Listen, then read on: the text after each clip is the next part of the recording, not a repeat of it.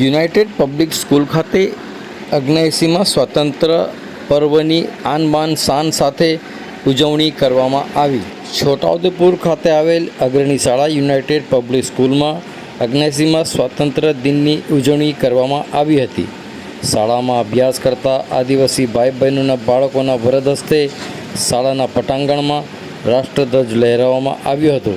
ત્યારબાદ શાળાના નાના નાના ભૂલકાઓ દ્વારા વિવિધ સાંસ્કૃતિક કૃતિઓ, દેશભક્તિ ગીત અને પ્રવચનો રજૂ કરવામાં આવ્યા હતા। જેથી શાળામાં દેશપ્રેમમય વાતાવરણ રચાયું હતું। શાળાના આચાર્યશ્રી તેમજ શિક્ષકગણ દ્વારા પણ પ્રસંગોચિત પ્રવચનો રજૂ કરવામાં આવ્યા હતા।